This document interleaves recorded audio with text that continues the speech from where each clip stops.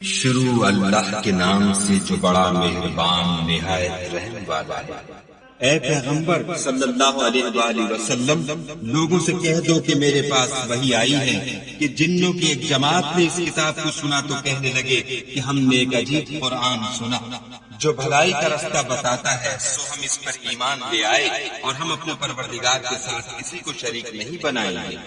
اور یہ کہ ہمارے پروردگار کی عظمت شان بہت بڑی ہے، وہ نہ بیوی رکھتا ہے نہ اولاد، اور یہ کہ ہم میں سے بعض بے وقوف خدا کے بارے میں جھوٹ افطرا کرتا ہے، اور ہمارا یہ خیال تھا کہ انسان اور جن خدا کی نسبت جھوٹ نہیں بولتے، اور یہ کہ بعض بنی آدم بعض جنات کی پناہ پکڑا کرتے تھے، اس سے ان کی سرکشی اور بڑھ گئی، اور یہ کہ ان کا بھی یہی اعتقاد تھا جس طرح تمہارا تھا کہ خدا کسی کو نہیں جلائے گا، اور یہ کہ ہم نے آسمان کو ٹٹولا تو اس کو مضبوط چوکیداروں اور انگاروں سے بھرا ہوا پایا، اور یہ کہ پہلے ہم وہاں بہت سے مقامات میں خبریں سننے کے لیے بیٹھا کرتے تھے،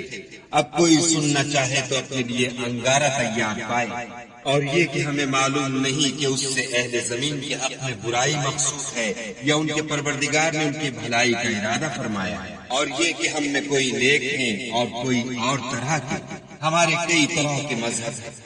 اور یہ کہ ہم نے یقین کر لیا ہے کہ ہم زمین میں خواہ کہیں ہوں خدا کو ہرا نہیں سکتے اور نہ بھاگ کر اس کو تھکا سکتے، اور جب ہم نے ہدایت کی کتاب سنی اس پر ایمان لے آئے تو جو شخص اپنے پروردگار پر ایمان لاتا ہے اس کو نہ نقصان کا خوف ہے نہ ظلم کا، اور یہ کہ ہم میں بعض فرما بردار ہیں اور بعض نافرمان گناہ گار ہیں، تو جو فرما بردار ہوئے وہ سیدھے رستے پر چلے اور جو گناہ گار ہوئے وہ دوزخ کا ایندھن بنے۔ اور اے پیغمبر صلی اللہ علیہ وآلہ وسلم، یہ بھی ان سے کہہ دو کہ اگر یہ لوگ سیدھے رستے پر رہتے تو ہم ان کے پینے کو بہت سا پانی دیتے تاکہ اس سے ان کی آزمائش کریں، اور جو شخص اپنے پروردگار کی یاد سے منہ پھیرے گا تو اس کو سخت عذاب میں داخل کرے گا، اور یہ کہ مسجد خاص خدا کی ہے تو خدا کے ساتھ کسی اور کی عبادت نہ کرو، اور جب خدا کے بندے محمد صلی اللہ علیہ وآلہ وسلم اس کی عبادت کو کھڑے ہوئے تو کافر ان کے گرد ہجوم کر لینے کو تھے۔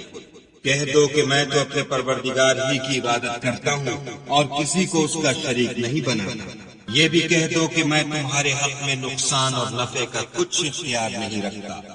یہ بھی کہہ دو کہ خدا کے عذاب سے مجھے کوئی پناہ نہیں دے سکتا اور میں اس کے سوا کہیں جائے پناہ نہیں دیکھتا۔ ہاں، خدا کی طرف سے احکام کا اور اس کے پیغاموں کا پہنچا دینا ہی میرے ذمے ہے، اور جو شخص خدا اور اس کے پیغمبر کی نافرمانی کرے گا تو ایسوں کے لیے جہنم کی آگ ہے، ہمیشہ ہمیشہ اس میں رہے، یہاں تک کہ جب یہ لوگ وہ دن دیکھ لیں گے جس کا ان سے وعدہ کیا جاتا ہے، تب ان کو معلوم ہو جائے گا کہ مددگار کس کے کمزور اور شمار کن کا تھوڑا ہے۔ کہہ دو کہ جس دن کا تم سے وعدہ کیا جاتا ہے میں نہیں جانتا کہ وہ ان قریب آنے والا ہے یا میرے پروردگار نے اس کی مدت دراز کر دی۔